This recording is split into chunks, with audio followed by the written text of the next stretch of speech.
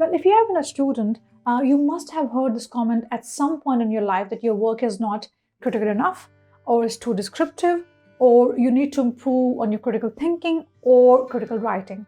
Certainly, I had received these kind of comments when I had submitted my work during my MBA here in the UK, and it really made me think, what does that really mean to be critical? Now, when the word critical comes in, you always think of, is this mean something negative? Are they asking me to bring out some negative aspect to somebody's work or say bad things about them? Well, yes and no. Because if you look at the Cambridge Dictionary definition of the word critical, it means expressing adverse or disapproving comments about somebody or something. So in a way, it's not too far when we say that critical means saying something negative or bad. However, the way it's done is different. Now, one of the reasons why it really happens that we don't have the ability or the skill to begin with to think critically, there could be many reasons. For example, if you have studied throughout your life in a country where education system does not encourage you to question your teachers, to question what you're studying, you naturally would not have the skill or the ability to think critically or to question what's been told. On the other hand, if your education system normally have been encouraging you to think critically or perhaps even to think creatively, or don't just take things as somebody tells you, you may have the ability or perhaps a better ability to question things and also to ask questions where appropriate. So for example, some countries really discourage you where you cannot disagree with your teachers. I mean, I have seen that myself where you are kind of told off if you disagree with your teachers, even though if you're right. And no disrespect to teachers here, absolutely not. But it's very important for us to remember and understand why we're being told that and what's the point. So now I'm going to provide you a step-by-step guide through which you can absolutely improve your critical thinking skills, and ultimately that would reflect in your writing. Let's go. Step number 1. Read, and more read. Now, I cannot emphasize enough on the fact that how important it is for us to read. I have seen many people who struggle with the problem that they are not able to as well think critically as their other peers or friends. However, they are not ready to put in the effort themselves.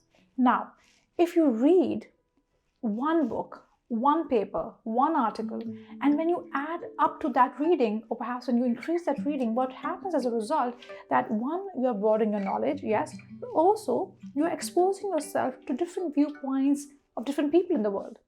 And not everybody agrees with the other, right? And so when we don't agree with each other, it really makes you think that why that's the case, and also what you can really make out of it. And are they all saying the same things, or are they all saying different things? So reading really helps us to broaden our knowledge and also to have diverse views of the same topic. Step number 2.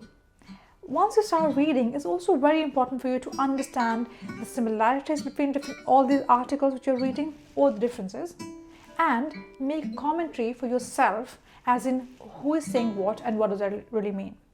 So in comparing and contrasting, you are looking at different people's views, you're looking at different people's findings, and then you're trying to make a place or a premise for yourself and for your work. Step number 3, always ask, so what? Every single time you read something, every single time you write something, always ask yourself, so what? What does that really add to my knowledge? What does that really add to my work? If the answers are no, you know that that's not good enough. But if you are able to ask that question of so what, it really helps you to gain broader, better, and deeper understanding of the concept, and that's what you really need as a critical thinker. And finally, why the topic is important. Why do you need to read the topic? Why do you need to understand it? Why do you need to add your commentary on it?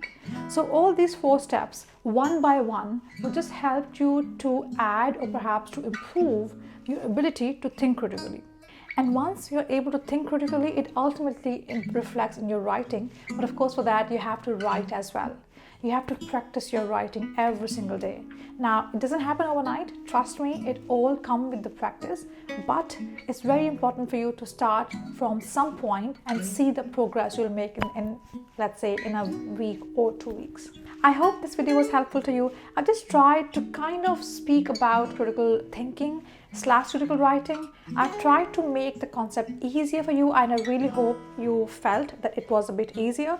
In the next video though, I'm going to talk about how you can write your essays in a more critical manner following the step-by-step processes.